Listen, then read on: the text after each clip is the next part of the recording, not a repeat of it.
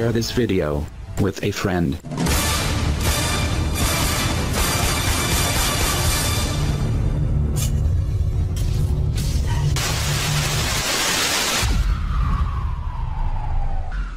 But I have, and most of them are on my new video. I'm hoping to get the darn thing out. I don't even know if it'll get out. That's how much trouble they've had. The bottom line is we have pictures of it, particularly stuff taken from the southern Antarctic, the weather center down there. They've got pictures from down there. There's pictures from all over the world, progressively, et cetera, et cetera. There's no question about that. Google Space, about 1 year ago, when it was posted out by somebody that was an astronomer, said go to this on Google Space, and you can find it. The following day, they literally blacked it out the size of a postcard so that you couldn't even see it. They actually intentionally eliminated it from people being able to see it. No, it exists, period. I have to go on with this. The lady that's been in charge of the Homeland Security for so long, all right? She just quit a little while back. What's her name? Janet Napolitano. She said the same thing that Woolsey said, that it is absolutely positive we are going to get solar flares that will potentially shut down every single electronic device on either the entire Earth or half of the Earth. The other gentleman that used to be in charge of what they call that psychic thing with the CIA for so long, the viewers, his name was Major Ed Dames. He came out and said the same thing, that they had projected that, in fact, we were going to get these solar flares. Now, the flares are ahead of the possibility of Nibiru coming close. If the solar flares hit us, I want everybody to understand this. If we get a solar flare equal to one that we already got in 1895, when we didn't have a lot of electricity, if we get a solar flare today, it'll put every single mechanism on Earth null and void. We will not have any communication. We will have no lights. We will have no food sources. We'll have no fuel, no method of delivery. Well, let me say this: it may not be this giant gas giant or this imploded sun, as people have surmised this Planet X or Nibiru is, that the ancients called it. But here's Huffington Post Science: Comet Ison 2013 may be among brightest ever seen, astronomers say, and they go on to say that its tail may hit us, but it's nothing to worry about. I do know they've been in the news saying they believe there's a 100+ year cycle and that it will fry all our communications. Now, I don't know if that's government fear-mongering, but you're right. Napolitano has come out and said that. Are you saying they're trying to get people ready for something? Well, here's the bottom line. Again, they've set themselves up. Like I said, they've taken every single dollar they could humanly take. They are either hiding some of the gold for later potential use underground. They're building the undergrounds to hide out for the limited few.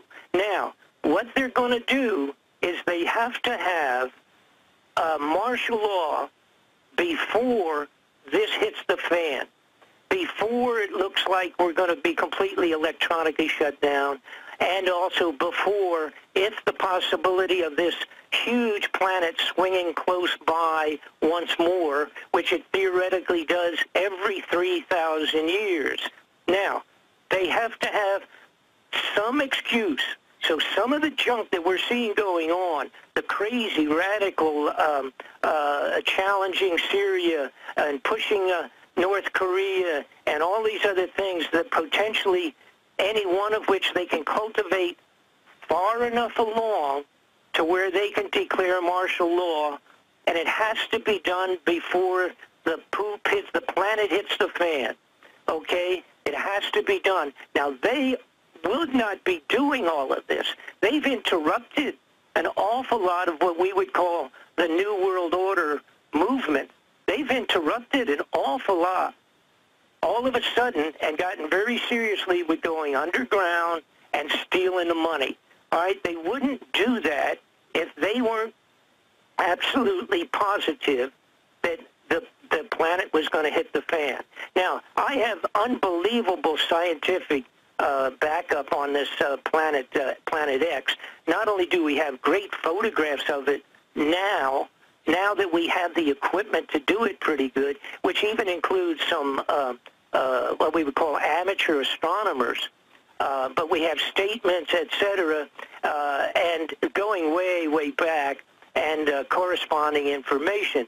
But here's one, again, there's something that I discovered just because I got into this thing and was wondering if this was really possible. The planets in our entire solar system have started heating up, temperature increases, and their orbits are wiggling.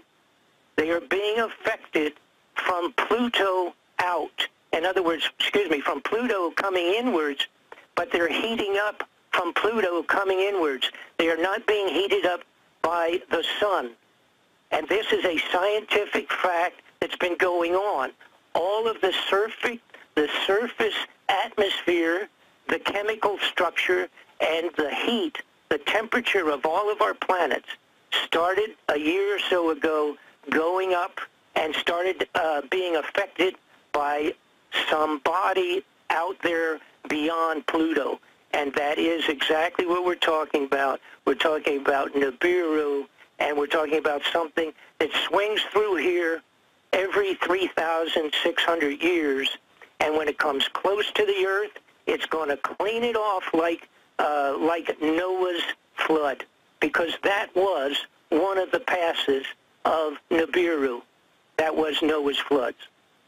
And it's going to do a number, and it'll do a number on us ahead of actually being close enough to physically do it with its gravitational. And when do you think this is going to happen? Sometime beginning yesterday and probably the first of next year. I don't think, according to the ancient writings from the Himalayas, from the monks up on the top of the hills in the Himalayas, they talked about 2015.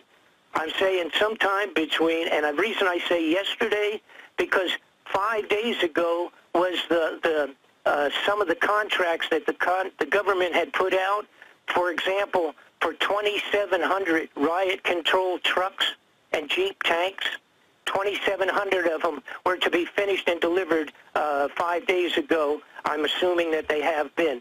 So I have to go, I'm taking schedules of a multitude of directions here, not only ancient writings, but modern science and Bob, the government's contract. Very interesting. We'll have to talk to you when that film comes out. We'll talk again soon. Bob Fletcher, investigations.com. Thank you, Bob. Thank you. Folks, I like Bob, and he put out a lot of good info on Iran-Contra. Everything he's talking about, we pulled up the article where $9 trillion missing from the Federal Reserve. You know, Newsmax with their testimony. In fact, I was reminded of that by him. I mean, 99% of what he's saying I can document. Then he goes off into this stuff. And I believe him. I believe he was told this is coming. A lot of what he said, I've separately seen, even in mainline news, that the CIA has been worried about this. And I believe this is used as a cover, though, for the whole COG program. And they use the threat of solar flares, that's real, and the threat of comets hitting us that are real. You've got all these cases in Russia 100 years ago and others where thousands of square miles of stuff gets devastated. Thank God nobody was up there in Siberia when it happened, or very few people. I don't discount these things happen. All the time asteroids come close to the Earth. All the time comets come close. It's been proven now that they have telescopes that stuff's getting hit all the time. Look at the moon. You know, they said, oh, that happened over 4 million years. And now they're like, actually, we think the whole face of it might change every 100 million. The truth is, they don't know. They don't know. We don't know. And it is sensational. I could write a book on Planet X, probably sell 1 million copies of it. And all my problems would be solved. I could fund my news operation. But that's not how I'm going to do it. I spent so much time trying to fund the radio show, the filmmaking, the writers, the research, trying to be credible. And then there's just, it's so fantastical what's going on. Who knows what to believe anymore? But we'll get Bob back up to talk more about that. I wanted to get Bob up about his take on what's happening in the Middle East, Syria, all that. But, you know, Bob's now gone off into this. And he was the first guy I ever heard talk about with specifics of HARP and weather manipulation and chemtrails. In like 1993, he was putting out videos on it. And then I thought, this guy's crazy. I remember the first time I saw Bob on like Access Television in like 1993. I was right out of high school. Had moved out, was in college. And I remember seeing this guy giving reports from wherever he was in Idaho or something. And you know, it was just a video and him talking with charts and stuff about how they did it and the towers and who his witnesses were and when it was developed. And all of that turned out to be accurate. So I'll tell you, it really freaks me out when he's on there saying stuff like that. But I just, I know how many amateur astronomers there are, folks, because I've been one myself. It's mainly amateur astronomers that end up finding things. It is amateur astronomers that find most of the new comets, that find most of the new asteroids. So if there was some big gas giant that was going to be coming out from an elliptical orbit to hit the Earth or come close to the Earth, you would see it, you would know about it. They cannot hide this stuff anymore. So I've got to say that I disagree with Bob overall in the final equation that Planet X is real. And people have got really mad at me the last 3 times it was supposed to kill us. And I get if there's ancient you know, stories of this in all cultures. I know things hit the Earth. I'm not debating that. I know there's a bunch of planetoids out there, red dwarfs, black dwarfs, you know, imploded suns, whatever. I'm not debating that that could exist. I'm saying this whole COG is about worldwide financial meltdown and World War III with Russia. Those 11 Russian ships, missile cruisers in the Mediterranean are real. Our ships massed are real. The Joint Chiefs blocking Obama from trying to start a big war, that's real. Saudi Arabia funding al-Qaeda all over the world. Israel supporting it, just unbelievable. That's real. This is all real. And I'm going to stick to what's real. I don't blame people speculating, and I hope Bob turns out being wrong, too. I think he's a good guy, though. We'll be right back.